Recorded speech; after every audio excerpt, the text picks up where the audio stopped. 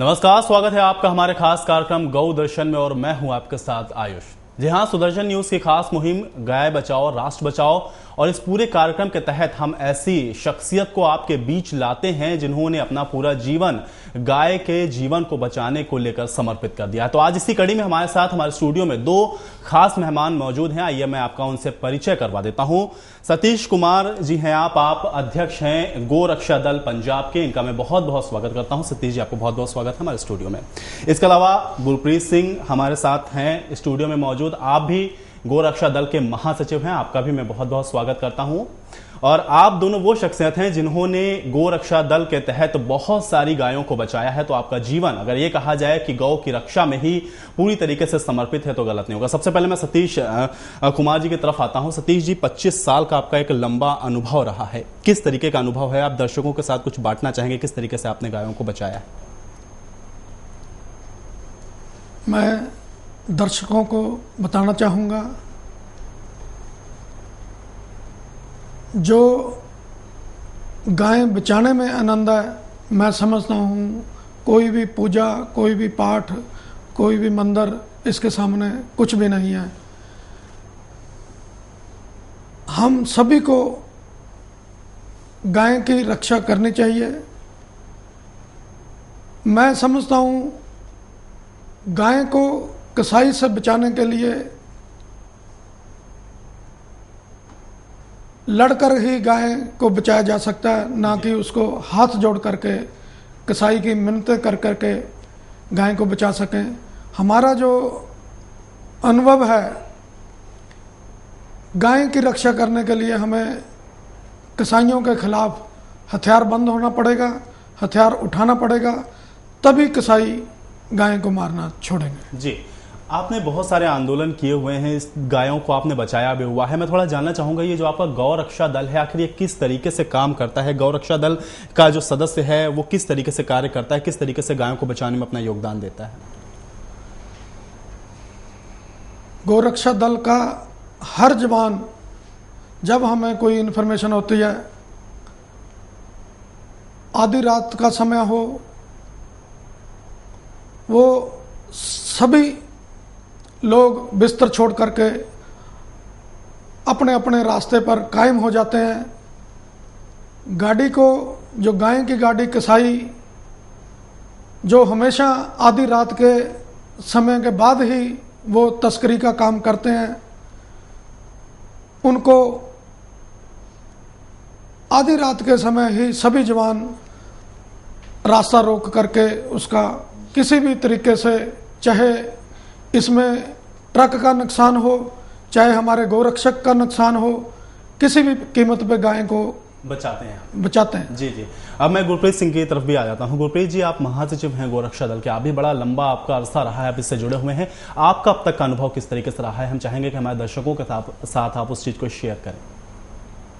दर्शकों को मैं बताना चाहूँगा कि इस अनुभव से ऊपर दुनिया में कोई अनुभव नहीं है।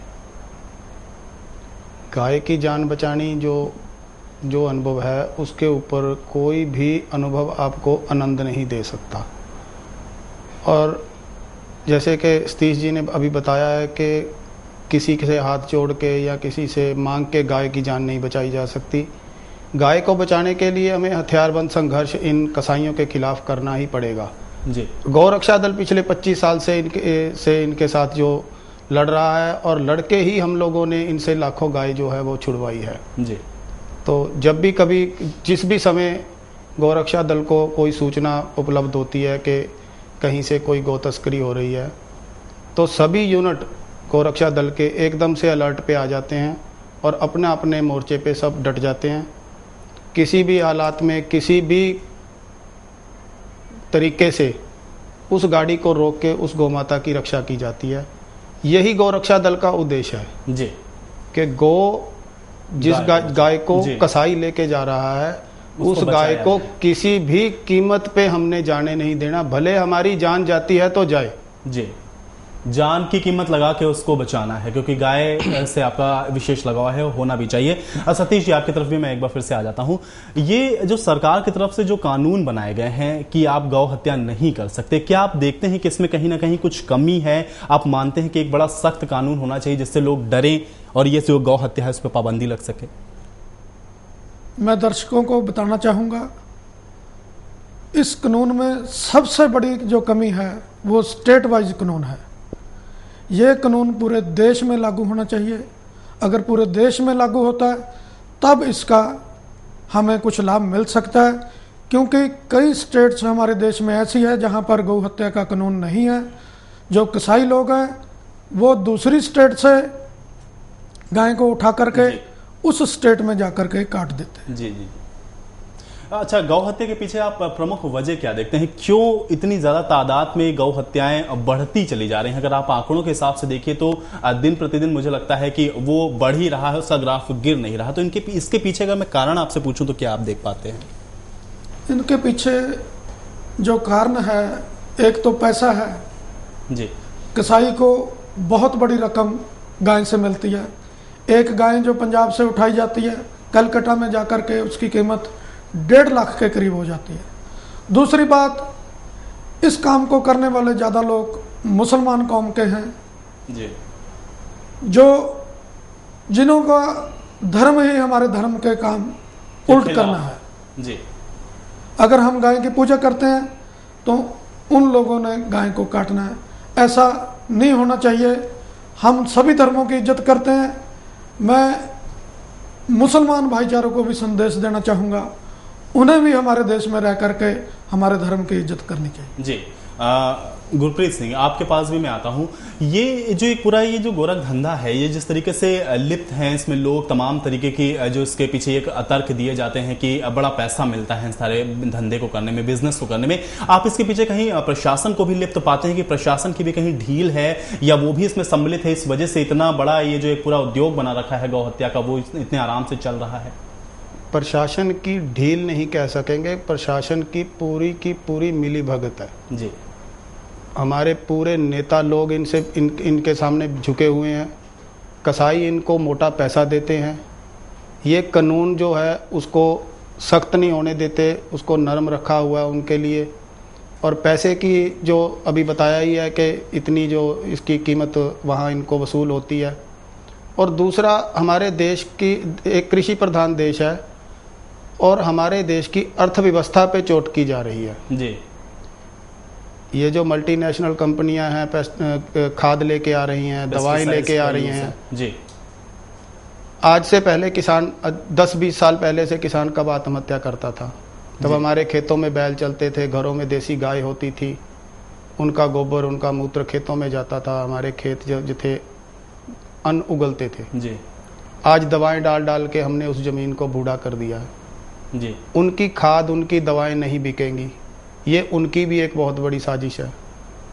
और दूसरा रहा विदेशी नस्ल का, बाहर के देशों से सीमन ला के यहाँ हमारे देश की नस्ल को खराब किया जा रहा है और कहा जा रहा है कि विदेशी गाय देसी गाय से दूध ज़्यादा देती है। मगर मैं दर्शकों को बताना चाहूँगा कि वर्ल्ड रिकॉर्ड जो दूध देने का है वो हमारे गुजरात की एक नस्ल है गिर, उस गाय के नाम से है जी। तो हमारे जो ऊपर अधिकारी बैठे हैं, जो मंत्रीगण बैठे हैं, उनको इस चीज़ का क्यों नहीं पता चल रहा? वो गिर को डेवलप क्यों नहीं कर रहे? वो एचएफ को डेवलप क्यों कर रहे हैं? ये मेरी समझ से बाहर है जी। तो मैं तो ये सोचता हूँ कि इसका सबसे बड़ा कारण यही है कि विदेशों से जब ये सीमन लेके आते हैं तो उसमें इनको मोटा कमीशन मिलता है जी। तो ये पूरी तरीके से एक साजिश है यहाँ की नस्ल को खत्म कर दे। नस्ल और हमारी संस्कृति जी। देश की संस्कृति जुड़ी ही गाय से हुई है जी। हमारा जन्म से लेके मरण तक हर कर्म गाय से बंधा हुआ है। गाय के बिना हमारा कोई कर्म कंप्लीट नहीं हो सकता जी। तो इस चीज़ को ख़त्म किया जा रहा है ताकि हम लोग अपने धर्म से अपनी संस्कृति से टूट जाएं। और जो देश अपने धर्म और संस्कृति से टूट जाता है, इतिहास गवाह है, वो देश मिट जाता है। बिल्कुल सही जी। मगर गौ रक्षा दल गाय को बचाने के कार्य में लगा हुआ है। ना तो हम गाय को मिटने देंगे, ना हम इस देश को मिटने देंगे। हम मिटते हैं तो मिट जाएं, हमें अपनी हस्ती से कोई लेना देना नहीं है जी। सतीश जी, आपकी तरफ भी मैं आ जाता हूं। जिस तरीके से गुरप्रीत जी ने बात कही, संस्कृति की यहाँ पर हम लोग बात कर रहे हैं, क्या आप इस चीज को मानते हैं कि लोग आजकल की जो एक उपभोक्तावादी जो जिंदगी है उसमें इतना ज्यादा उलझ गया है कि अपनी संस्कृति को भूल गया है, शायद वो जागरूक नहीं है, वो गाय का अब महत्व या उपयोग उस तरीके से नहीं समझ पा रहा है जिस तरीके से हमारे पूर्वज समझा करते थे। इस वजह से भी गौ हत्या का जो ये कारण है ये बढ़ता चला जा रहा है, क्योंकि हम आप उस चीज की महत्ता को समझते नहीं है। ये भी कारण है। मैं ये भी समझता हूँ सबसे बड़ा कारण गौ हत्या का देश में ये है कि लोगों को गाय के गुणों के बारे में ज्ञान नहीं है जी। सबसे पहले हमारे जितने भी आचार्य, कथावाचक, गौ कथावाचक, उन सभी को लोगों को ये बताना चाहिए गाय में गुण क्या है, गाय को पूजा किस लिए जाता है। मैं समझता हूँ अगर गाय के गुणों का लोगों को पता चल जाए तो लोग अपने घरों में गाय रख करके उसको सोने के बर्तन में चारा देंगे जी। क्योंकि गाय की 2 बूंद घी की, गाय की, देसी गाय की बात कर रहा हूं मैं यहाँ पर जी, उसकी घी की 2 बूंद अगर किसी पैरालाइज के पेशेंट के नाक में डाली जाए तो 1 घंटे के अंदर उसकी जो तकलीफ है वो दूर हो सकती है। ऐसा हमने कई जगह देखा है। जी जी। तो पहले तो लोगों को गाय के बारे में सभी को बताना चाहिए, हमारे प्रचारकों को, जिससे लोगों को गाय की कीमत पता चले। जब गाय की कीमत पता चलेगी तो गाय नहीं कटने देगा कोई भी। जी। तो गाय की महत्ता यहाँ पे समझने की आवश्यकता है, और यही बात मैं भी कह रहा था कि लोग अपनी संस्कृति से इसलिए भी दूर होते जा रहे हैं क्योंकि वो उपभोक्तावादी जो एक संस्कृति है उसकी ओर बढ़ रहे हैं, पश्चिमी सभ्यता का अंधा अनुकरण कर रहे हैं, जिस वजह से भी ये समस्या हमारे साथ निकल कर सामने आई है। एक बार फिर से गुरप्रीत सिंह की तरफ मैं रुख करना चाहूँगा। गुरप्रीत जी, इतने जो गायें आपने बचाई हैं, मेरे पास जो आंकड़े हैं लगभग 1 लाख से ज़्यादा गायें आप बचा चुके हैं। मैं चाहूँगा आप समझाएं और दर्शकों को भी समझाएं कि आपका ये जो गौरक्षा दल है आखिर किस तरीके से कार्य करता है। आपको जब खबर मिलती है कि कहीं पर इस तरीके से अवैध गायें जा रही हैं कटने के लिए, तो आप लोग किस तरीके से उसको रोकने की कोशिश करते हैं? इम्प्लीमेशन का जो तरीका है वो कैसा है आपका? देखिए, जैसे ही गौरक्षा दल के पास कोई खबर आती है कि कहीं से गौ तस्करी के लिए गाय ट्रक में लोड हो रही है या इकट्ठी की गई है, तो तुरंत हम, जो हमारा खुफिया विभाग है, हम उसको सक्रिय करते हैं कि उसको जाके डिटेन करो, उसको सारा चेक करो। उसके बाद हमारे जो वहाँ के गुप्तचर लड़के हैं वो उस पर निगाह रखते हैं। जैसे ट्रक निकलता है उसका पीछा किया जाता है, आगे वाले यूनिट को अलर्ट किया जाता है। तो एक यूनिट से गाड़ी को पास करवा के उससे अगला यूनिट आगे से रोड को ब्लॉक करता है, दूसरा यूनिट पीछे से ब्लॉक करता है। उस गाड़ी को हम बीच में लेके तो उसको गाय को छुड़वाते हैं, की कोशिश करते हैं। जी। तो जी, जहाँ वही गाय छुड़वाई जाती है वहीं उसी शहर की गौशाला में गाय को संभाल के लिए रख देते हैं हम। जी। तो वही उसी शहर की गौशाला जो है उसको संभालती है।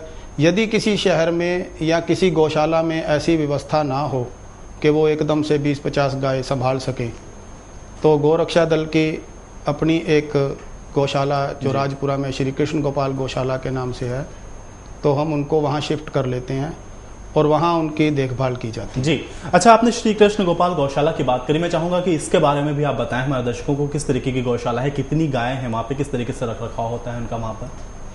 देखिए, वहाँ हमारे पास तकरीबन 1000 के आसपास गाय है, और देखभाल का तो पंजाब में गौशाला है तो वहाँ 12 महीने 30 दिन, जिसे हम कह सकते हैं कि 365 दिन उनको हरा चारा दिया जाता है जी।